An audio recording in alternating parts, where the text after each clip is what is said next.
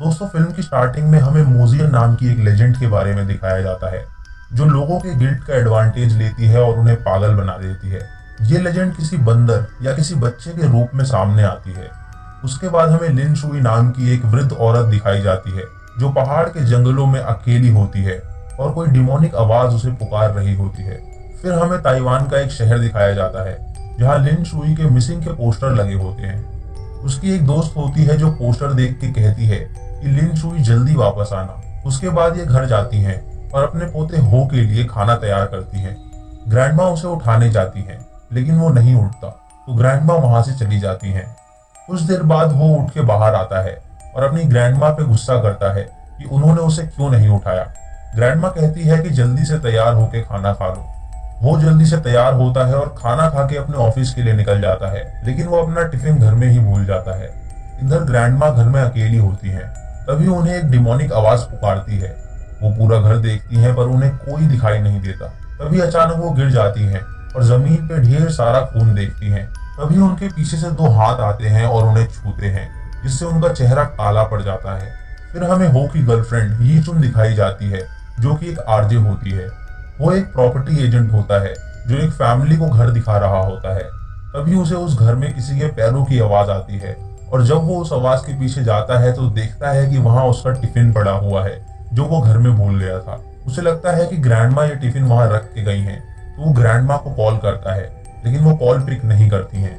रात को हो और यीचुन मिलते हैं और हो उसे एक घर दिखाने ले जाता है जहां वो इंटीमेट होने ही वाले होते हैं कि यीचुन उसे रोक देती है क्योंकि उसका कहना था कि वो उससे शादी नहीं करना चाहती। ये सुन के हो उसे कहता है कि शादी के लिए उसने ये घर खरीदा है, अपनी ग्रैंडमा का घर गिरवी रख के। यीचुन उसे कहती है कि ग्रैंडमा को जब ये बात पता चलेगी तो उन्हें बहुत दुख होगा, लेकिन हो को उससे कोई फर्क नहीं पड़ता क्योंकि वो बस अपनी गर्लफ्रेंड से शादी करना चाहता था, लेकिन यीचुन उससे शादी करना नहीं चाहती थी। उसके बाद वो दोनों ग्रैंडमा के घर जाते हैं जहाँ ग्रैंडमा नहीं होती हैं। तभी हो को ग्रैंडमा दिखाई देती हैं जो घर के बाहर चली जाती हैं, लेकिन यीचुन को वो नहीं दिखती। अगले दिन सिक्योरिटी गार्ड अंकल कुन को लीशुन दिखाई देती है जो वापस आ चुकी होती है। वो उससे पूछता है कि क्या उसने उसकी ग्रैंडमा को देखा है, तो वो अजीब सा बिहेव करने लगती है और हो से माफी मांगती है। ये देख के हो वहां से चला जाता है।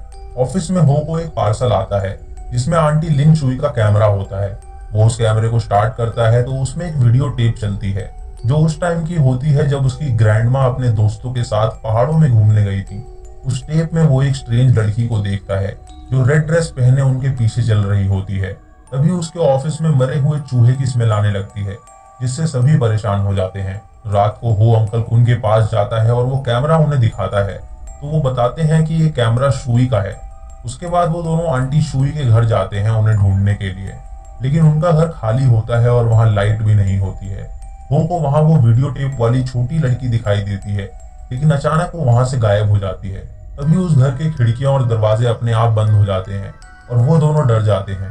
वो दोनों वहाँ किसी की आहट सुनते हैं, लेकिन अचानक दरवाजे खुल जाते हैं और वो दोनों बाहर जाते हैं और बाहर जाके हो उल्टी करता है। अगले दिन हो यीचुन और अंकल कुम सीसीटीवी फुटेज देखते हैं जिसमें वही लड़की ग्रैंडमा को ले जाते हुए दिखाई देती है। वो कल रात की फुटेज देखते हैं जिसमें उनके साथ वो छोटी लड़की भी दिखाई देती है। ये देख के वो समझ जाते हैं कि जरूर उस लड़की का भूत उन्हें सता रहा है। अगली सुबह हो को लगता है कि उसकी दादी उसे उठा रही है, लेकिन जब उसकी आंखें खुलती हैं तो वहाँ कोई नहीं होता। वो किचन में जाता है और सोचता है कि कैसे उसकी ग्रैंडमा उसके लिए खाना बनाया करती थी जब वो छोटा था। वो अपनी ग्रैंडमा को बहुत मिस कर रहा होता है। तभी उसके रूम से कुछ आवाज आती है और वो देखता है कि जमीन पे खून पड़ा हुआ है। तभी उसके सामने वो लड़की आ जाती है, जिसे देख के उसका चेहरा भी काला हो जाता है ठीक उसकी ग्रैंडमा की तरह, और वो लड़की उसे वहां से ले जाती है। तभी हो की नींद खुलती है और वो ये सपना देख रहा होता है। वो बाहर जाता है और उसे अपनी ग्रैंडमा दिखाई देती है जिनके गले लग के वो रोने लगता है। उसके बाद वो अपनी गर्लफ्रेंड के पास जाता है और वो अजीब सा बिहेव कर रहा होता है।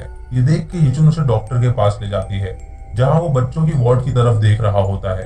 वो यीचुन से कहता है कि वो उससे शादी क्यों नहीं करना चाहती, तो यीचुन उसे कहती है कि वो अभी इस बारे में बात नहीं करना चाहती। वो उसे चुप रहने के लिए कहती है क्योंकि बच्चे रो रहे होते हैं। वो ये सुन के कहता है कि ग्रैंडमा हमारा इंतजार कर रही होंगी, और ये कह के वो वहां से चला जाता है। तभी यीचुन बच्चों की वार्ड की तरफ देखती है तो वहां कोई बच्चा नहीं होता है। ये देख के वो सोच में पड़ जाती है कि बच्चों की आवाज कहाँ से आ रही थी। उसके बाद वो दोनों ग्रैंडमा के घर जाते हैं, जहाँ यीचुन अलमारी पे वो छोटी लड़की का भूत देखती है जो अचानक गायब हो जाती है। तभी यीचुन देखती है कि वो जिंदा कीड़े खा रहा है, अपनी ग्रैंडमा का खाना समझ के। ये देख के वो तुरंत अंकल कुम के पास जाती है और उन्हें सब बताती है। लेकिन जब वो दोनों वापस घर में आते हैं तो वो वहां से गायब हो चुका होता है। अगले दिन ग्रैंडमा पुलिस को एक फ्लाईओवर पे मिलती है, तो वो उन्हें हॉस्पिटल में भेज देते हैं। इधर अंकल कुम भगवान की पूजा कर रहे होते हैं ताकि वो स्पिरिट को भगा सके। यीचुन हो के ऑफिस जाती है पर वो वहां भी नहीं होता। तभी उसे अंकल कुम का कॉल आता है, जो उसे बताते हैं कि ग्रैंडमा मिल गई हैं। वो तुरंत हॉस्पिटल जाती है ग्रैंडमा से मिलने के लिए। ग्रैंडमा की तबीयत बहुत खराब होती है और वो यीचुन को देख के उससे माफी मांगती हैं और कहती हैं कि उन्होंने हो का नाम लिया है। तभी उन्हें उल्टी हो जाती है और डॉक्टर उन्हें रिलैक्स करने के लिए कहता है। अंकल कुम यीचुन को बताते हैं कि उन्हें लगता है कि वही छोटी लड़की की आत्मा ग्रैंडमा को माउंटेन में ले गई होगी और हो भी वही होगा। उसके बाद यीचुन माउंटेन स्पिरिट्स के बारे में सर्च करती है, तो उसे पता चलता है कि वो छोटी लड़की एक लेजेंड है जिसका नाम मोजियन है और वो लोगों के दिमाग के साथ खेलती है। यीचुन एक इंटरव्यू देखती है जिसमें एक आदमी मोजियन के बारे में बता रहा होता है और वो कुछ आर्टिकल्स भी देखती है मिसिंग लोगों के, जो माउंटेन के पास से ही गायब हुए थे। इधर अंकल कुम जब अपने कैबिन में होते हैं तो उन्हें मोजियन पुकार रही होती है। वो बाहर देखते हैं जहां मोजियन किसी बंदर की तरह छलांग मार के पेड़ पे चढ़ जाती है। अंकल कुम डर जाते हैं और एक फायर क्रैकर जलाने की कोशिश करते हैं ताकि वो स्पेल को तोड़ सके, लेकिन तभी मोजियन उनके सामने आ जाती है और उन पे हमला कर देती है। अगले दिन डॉक्टर यीचुन को बताता है कि ग्रैंडमा के वॉमिट में उसे एक जिंदा मौत मिला है जो एक रेयर स्पीसीज है। ये सुन के यीचुन उसके बारे में सर्च करती है तो उसे पता चलता है कि इस कीड़े का नाम है डेथ हेड हॉक मॉथ और इसके ऊपर मोजियन का चेहरा बना होता है, यानी ये मोजियन का ही पार्ट है। रात को यीचुन जब सो रही होती है तो अचानक उसका कैमरा और लैपटॉप स्टार्ट हो जाते हैं, जिससे उसकी नींद खुल जाती है। तो वो देखती है कि उसके शरीर से खून आ रहा है और पूरे बेड पे फैला हुआ है। वो बहुत डर जाती है और मोजियन उसके पीछे दीवार पे चलती नजर आती है। तभी यीचुन की नींद खुल जाती है और वो ये एक सपना देख रही होती है। वो ग्रैंडमा को हॉस्पिटल से लेके उनके घर जाती है, तो ग्रैंडमा उसे बताती है कि जब हो वापस आएगा तो उसे बताना कि मैंने ये घर उसके नाम कर दिया है। वो बहुत मेहनत करता है पैसे कमाने के लिए ताकि वो तुमसे शादी कर सके। उसके बाद ग्रैंडमा यीचुन को एक बॉक्स उतारने को कहती है जिसमें हो के बचपन के जूते होते हैं। ग्रैंडमा उसे बताती हैं कि इन जूतों के बदले मोजियन उन्हें हो से मिलने देगी। उसके बाद यीचुन अंकल कुम के पास जाती है और उन्हें ग्रैंडमा पे नजर रखने के लिए कहती है, लेकिन वो देखती है कि अंकल कुम अजीब सा बिहेव कर रहे हैं। रात को काम के वक्त यीचुन को एक कॉल आता है और कोई उसे दो जगह के बारे में बताता है जिसके नाम होते हैं वैनलोंग कोंग और शेंकेन गांव। तभी उसे पुलिस का कॉल आता है जो उसे बताते हैं कि ग्रैंडमा फिर से मिसिंग हो गई हैं। ये सुन के यीचुन पुलिस के पास जाती है और उन्हें बताती है कि उसे पता है कि ग्रैंडमा कहाँ गई होंगी। वो उन्हें बताती है कि वो जरूर वैनलोंग कोंग और शेंकेन गांव के जंगलों में होंगी। पुलिस एक रेस्क्यू टीम तैयार करती है वहां जाने के लिए और यीचुन भी उनके साथ जाने वाली होती है। यीचुन ग्रैंडमा के घर जाती है जहां वो अपनी और हो की एक फोटो देखती है जिसके पीछे लिखा होता है कि वो उससे 5 साल में शादी करेगा। ये देख के वो रोने लगती है और उसे पछतावा होता है कि उसने अब तक उससे शादी क्यों नहीं की। उसके बाद वो पुलिस टीम के साथ जंगलों में चली जाती है जहां उसे ग्रैंडमा दिखाई देती है। तो पुलिस टीम उन्हें रेस्क्यू करती है, लेकिन उन्हें अब हो को ढूंढना होता है। रात को एक पुलिस वाला यीचुन को बताता है कि ये माउंटेन लेजेंड बहुत शक्तिशाली है और इस जगह से कई लोग गायब हुए हैं। ऐसा कहा जाता है कि इस जंगल के हर पेड़ में आत्मा बसती है और अगर कोई पेड़ काटेगा तो वो मर जाएगा। वो पुलिस वाला उससे पूछता है कि उसे कैसे पता चला कि ग्रैंडमा उसे इसी माउंटेन पे मिलेंगी। वो उसे बताती है कि उसे वोंग नाम के एक माउंटेन गाइड का कॉल आया था जिसने उसे इस बारे में बताया। ये सुन के वो पुलिस वाला कहता है कि मिस्टर वोंग को तो मरे हुए बहुत साल हो चुके हैं, तो वो तुम्हें फोन कैसे कर सकते हैं। और ये सुन के यीचुन घबरा जाती है। अगली सुबह वो फिर खोज के लिए निकल जाते हैं और यीचुन जंगलों में खो जाती है। तभी यीचुन को एक बड़ा सा डेथ हेड मॉथ दिखाई देता है। वो एक फ्लेयर जलाती है जिससे वो भाग जाता है। तभी यीचुन देखती है कि पेड़ के अंदर लोग फंसे हुए हैं, मानो उनकी सोल्स पेड़ के अंदर समा रखी हों। तभी उसका पेट फूलने लगता है और वो एक बड़े से बच्चे को जन्म देती है जो उसे मॉमी कह के पुकारता है। वो बच्चा उसे कहता है कि क्या वो उसे नहीं अपनाएगी। ये सुन के यीचुन उसे गले लगा लेती है और रो के उससे माफी मांगती है। दोस्तों, वो गिल्ट में होती है कि उसने अब तक हो से शादी करके बच्चे पैदा क्यों नहीं किए और इसी गिल्ट का फायदा मोजियन उठा रही होती है। उसे विजन्स दिखा के। तभी उसकी आंखें खुलती हैं और वो देखती है कि वो बेड पे है। वो बाहर जाती है और देखती है कि हो भी वहां पे है और वो दोनों हो के खरीदे हुए घर में अच्छे से रह रहे होते हैं। वो हो से ग्रैंडमा के बारे में पूछती है तो वो बताता है कि उसने उन्हें वृद्ध आश्रम भेज दिया है। ये सुन के वो समझ जाती है कि ये जरूर मोजियन की कोई चाल है और ये हकीकत नहीं है, क्योंकि वो अपनी दादी को प्यार करता है और वो उन्हें कभी वृद्ध आश्रम नहीं भेजेगा। वो गेट से बाहर जाना चाहती है तो हो उसे रोक लेता है। तभी वो एक फ्लेयर जलाती है जिससे वो रियलिटी में आ जाती है और पेड़ पे वो बहुत सारे क्रीचर्स देखती है। वो हो को उस पेड़ में देखती है तो वो उसे छुड़ा के वहां से भागने लगती है। तभी मोजियन हो को गिरा देती है और उसके ऊपर बैठ जाती है। मोजियन एक क्रीचर में तब्दील हो जाती है और यीचुन को पकड़ लेती है और वो उसे उसकी गिल्ट याद दिलाती है जिससे वो उसके कब्जे में आ जाए। लेकिन तभी यीचुन एक फ्लेयर जलाती है और उसकी आंखों में मार देती है, जिससे उसे गुस्सा आ जाता है और वो एक हिडियस क्रीचर में तब्दील हो जाती है। तभी पुलिस एक फ्लेयर आसमान में फेंकती है जिससे चारों तरफ रोशनी हो जाती है और वो सभी क्रीचर्स वहां से भाग जाते हैं और हो और यीचुन की जान बच जाती है।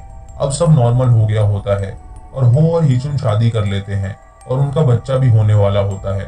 वो दोनों अपनी ग्रैंडमा के साथ खुशी से रह रहे होते हैं।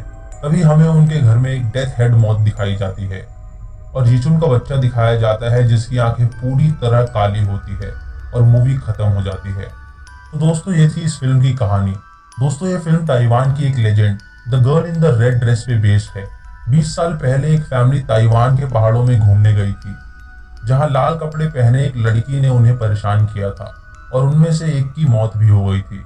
जब उस फैमिली ने अपनी पुरानी टेप देखने का फैसला किया तो उन्हें कुछ अजीब दिखा, जिससे वो सब डर गए।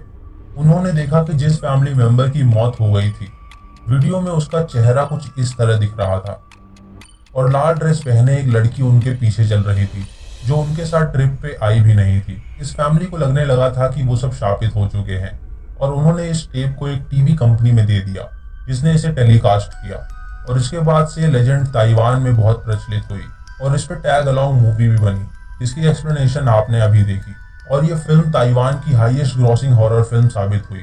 दोस्तों इस फिल्म में उस लेजेंड को मोजियन नाम दे दिया गया है जो लोगों के गिल्ट पे शिकार करती है।